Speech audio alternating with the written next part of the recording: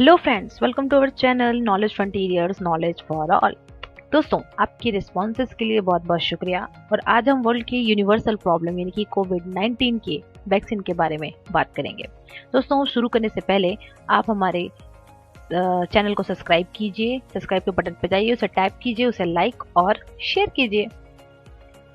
तो अभी तक आप सब लोग जान ही चुके होंगे कि कोविड-19 क्या है, कैसे ये पैंडेमिक हुआ, कैसे धीरे धीरे लोगों को इन्फेक्ट करते रहा, कैसे इसके सिम्टम्स आने लगे और सोशल डिस्टेंसिंग एंड सैनिटाइजेशन करके कैसे अब तक हम बचे रहे। ऐसे में सबके मन में ये सवाल आता है कि आखिर कब तक हम इस कोरोना से बचते रहेंगे, आखिर कब तक हम ऐसे रिस्ट्रिक्टेड होके जीते रहेंगे, आखिर कब इसे हम जड़ से खत्म कर सकेंगे और कब तक इसका वैक्सीन प्रिपेयर होगा, कब हम स्वतंत्र होके आज़ाद होके जी सकेंगे। तो आइए इसके बारे में हम जानते हैं छोटी सी जानकारी। जैसे कि आप लोग जानते हैं कि अगर कोई नया प्रोडक्ट मार्केट में आता है, चाहे वो वैक्सीन हो, चाहे वो नया मेडिसिन हो, चाहे कोई सा भी प्रोडक्ट हो, उसका क्लिनिकल रिसर्च होता है। क्लिनिकल रिसर्च बेसिकली दो टाइप का होता है, एक ऑब्जर्वेशनल होता है, दूसरा क्लिनिकल ट्रायल होता है। ऑब्जर्वेशनल में नाम से ही लग रहा है कि ऑब्जर्वेशन पे डिपेंड होगा। तो इसमें जो रिसर्चर्स होते हैं वो क्या करते हैं, डाटा कलेक्ट करते हैं।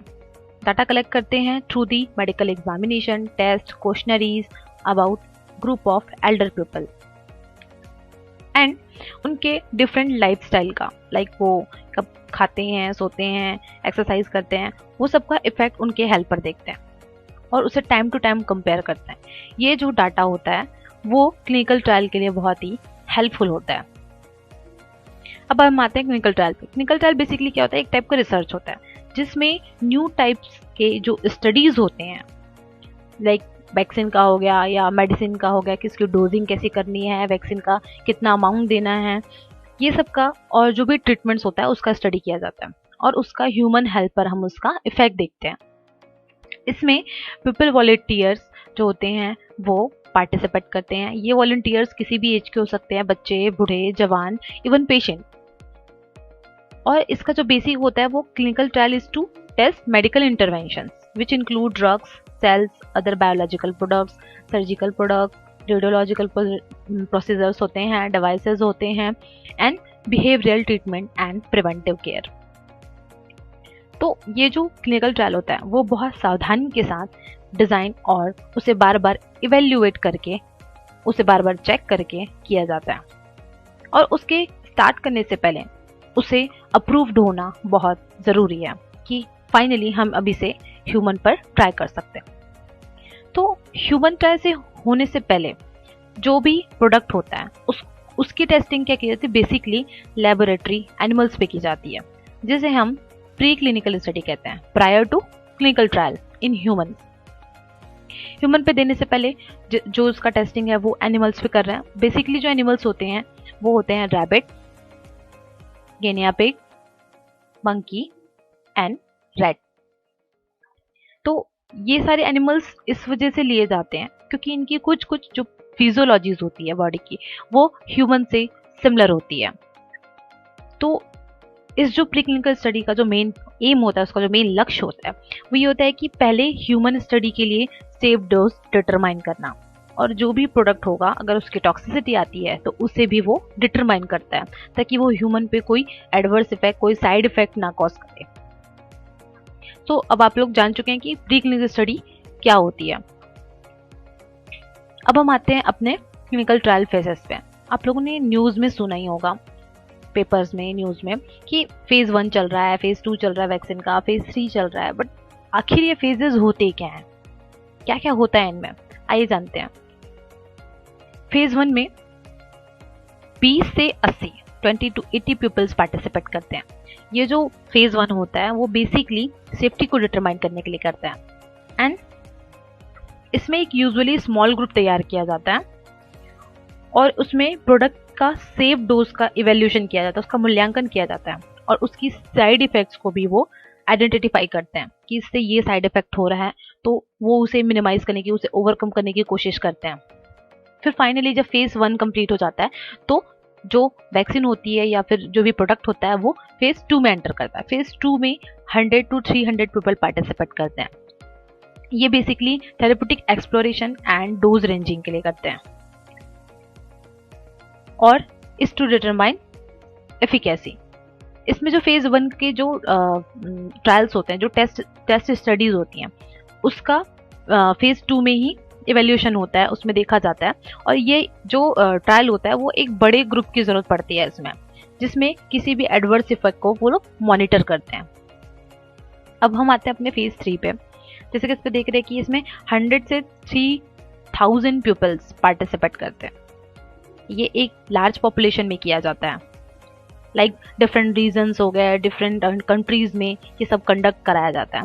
ये बेसिकली सेफ्टी और इफिकेसी दोनों के लिए की जाती है। अब हम आते हैं अपने फेज 4 पे।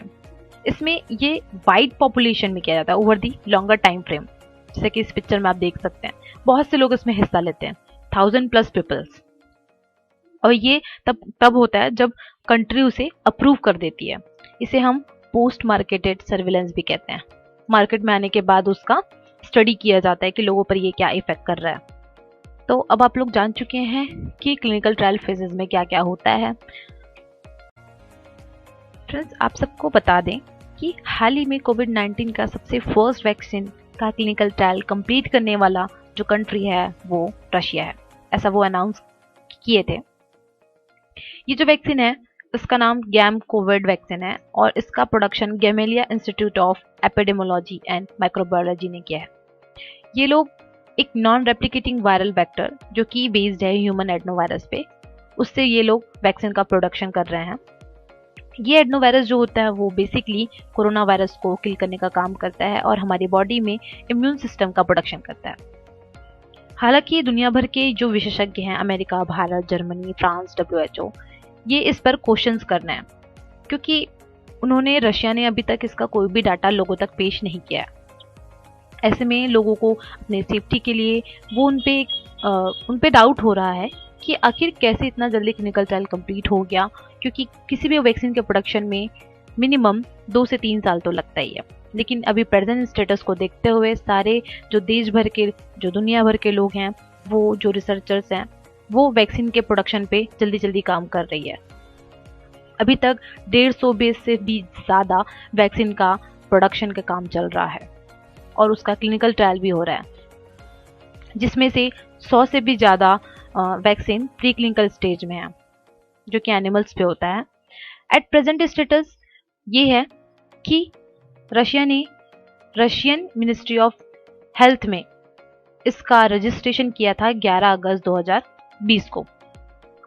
हालांकि रशिया ने कहा है कि वो बहुत जल्द ही WHO के सारे रूल्स का पालन करेंगे और लोगों तक सारे जो डाटा हैं, विशेषज्ञों तक हैं, वो सारे data pre clinical and clinical stage के वो उनके सामने पेश करेंगे। तो फ्रेंड्स, आइए अब हम अपने मेन टॉपिक पर आते हैं। हमारा नेक्स्ट टॉपिक है कोविड-19 वैक्सीन इन इंडिया।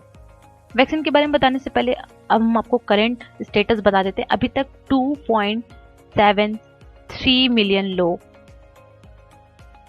के एक्टिव केसेस हैं कोरोना के। ऐसे में जो बूढ़े हैं, जो बुजुर्ग हैं, जो लोग हाईली ससेप्टेबल हैं वायरस, जिनकी इम्यूनिटी वीक है, जो लोग हमारे जो डॉक्टर्स हैं, हमारे नर्सेज हैं, जो पुलिस हैं, उनको वैक्सीन की बहुत ज़रूरत है। जो लोग मर रहे हैं कोरोना से, उनके लिए वैक्सीन बहुत ही ज़रूरी हो गई है। तो आइए हम देखते हैं कि हमारे वैक्सीन का स्टेटस क्या है। हमारा जो पहला वैक्सीन कैंडिडेट है वो है ज़ायकोविड-डी। ये ज़ायकोविड-डी का प्रोडक्शन एंड डेवलपमेंट इंडिया के 4th rank pharmaceutical company Zydus Cadila में हो रहा है, जो कि अहमदाबाद में लोकेटेड है। इस वैक्सीन के प्रिपरेशन के लिए ज़ायडस ने अब प्लाज्मिड DNA कैंडिडेट लिया है, जो कि वायरस के वायरल एंट्री मेम्ब्रेन प्रोटीन को टारगेट करता है और उसे किल करने का काम करता है। साथ ही ये एंटीबॉडी का प्रोडक्शन भी करेगा, जिससे हमारी इम्यूनिटी और स्ट्रॉन्ग होगी। इसके प्रीक्लिनिकल रिजल्ट के डाटा देखते हैं। प्रीक्लिनिकल स्टडी में ज़ायडस कोविड-डी ने पाया कि ये बहुत से एनिमल स्पेसीज पे लाइक माइस, रैट, गिनिया पिग, रैबिट, इसमें ये स्ट्रॉन्ग इम्यून सिस्टम बिल्डअप कर रहा है। एंड साथ ही अकॉर्डिंग टू न्यूट्रलाइजेशन ए से ये एंटीबॉडी का प्रोडक्शन कर रहा है जो कि वायरस को न्यूट्रलाइज करने का काम करता है और उसे मतलब न्यूट्रलाइज करके उसे उसकी ससेप्टिबिलिटी को कम कर देगा। अब देखते हैं इसकी टॉक्सिकोलॉजिकल स्टडी। इसके रिपीट डोज देने पर भी कोई भी सेफ्टी कंसर्न इसमें नहीं पाया गया है। इसका रिपीट डोज रैट और रैबिट में दिया गया था जिसमें कोई भी एडवर्स साइड इफेक्ट्स नहीं पाए गए थे। सो ये ह्यूमन ट्रायल के लिए बहुत ही सेफ और वेल टॉलरेटेड एंड इम्यूनोजेनिक है। अब हम इसका ट्रायल ह्यूमन पर कर सकते हैं। अब आइए देखते हैं इसका clinical trial. Zydus Cadila has announced phase 1 clinical trial completion on 5 अगस्त 2020। उन्होंने ये बताया है कि फेज 1 का क्लिनिकल ट्रायल उन्होंने कंप्लीट कर लिया है और एट प्रेजेंट स्टेटस ये है कि उसका जो फेज 2 पर है अपना वैक्सीन, मतलब हमें फेज 3 और फेज 4 के लिए इसका वेट करना पड़ेगा, तब ये फेज 4 के बाद लोगों तक स्प्रेड किया जाएगा। अब हम आते हैं अपने सेकेंड वैक्सीन कैंडिडेट पर जो है कोवैक्सीन। कोवैक्सीन इंडिया के में ह्यूमन ट्रायल्स के लिए अप्रूव्ड ओनली 2 में से एक वैक्सीन है। वैक्सीन का प्रिपरेशन जो है और क्लिनिकल ट्रायल वो इंडिया के एक जाने माने बायोटेक्नोलॉजी कंपनी भारत बायोटेक में हो रहा है जो कि हैदराबाद पे है। ये प्रिपरेशन ICMR और नेशनल इंस्टीट्यूट ऑफ वायरोलॉजी के कोलैबोरेशन के साथ कर रहा है। तो आइए अब हम जानते हैं कि इसका प्रोडक्शन कैसे हो रहा है। अकॉर्डिंग टू दी फर्म इसका प्रिपरेशन SARS-CoV-2 स्ट्रेन, मतलब कोविड के स्ट्रेन को निकालकर उसे आइसोलेट करके उसे इनएक्टिवेट करके प्रिपरेशन किया जा रहा है। ये इनएक्टिवेटेड वैक्सीन किसी भी पर्सन को इन्फेक्ट नहीं करता और ना ही वो अपने ग्रोथ को बढ़ाता है। जैसे कि वायरस रेप्लिकेट होके वो अपने जो नंबर्स ऑफ वायरस है उसको बढ़ाता है, वो बढ़ने नहीं देता। और साथ ही एंटीबॉडी का प्रोडक्शन भी होता है जिससे कि हमारे बॉडी का इम्यून सिस्टम स्ट्रांग होता है। इसकी प्री क्लिनिकल स्टडीज ये है कि ये माइस और गिनिया पिग पे की गई थी और ह्यूमन ट्रायल के लिए सेफ पाई गई थी according to the central drug standard control organisation. अब हम देखते हैं कि इसका क्लिनिकल ट्रायल क्या है। इसके according to the drug controller general of India उन्होंने टोटल 1100 हेल्दी पार्टिसिपेंट का फेज 1 और फेज 2 के लिए अप्रूव किया था जुलाई 2020 में, जिसमें से 50 लोगों में जब ये टेस्ट किया गया तो वो एनकरेजिंग रिपोर्ट आया था।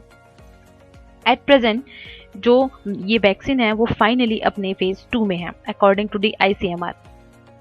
तो फ्रेंड्स आप लोग अभी तक जान चुके हैं कि ये जो 2 वैक्सीन हैं जिसका दोनों जो अपने फेज 2 पे हैं और जल्द ही वो फेज 3 पे भी एंटर करेंगे। उसके बाद फेज 4 के बाद ये लोगों तक, इंडिया के लोगों तक पहुंचा दी जाएगी। तब तक के आप सभी घर पर रहिए, सुरक्षित रहिए और अगर आपको ये वीडियो पसंद आए तो हमारे चैनल को सब्सक्राइब कीजिए और लाइक कीजिए। Thank you for watching.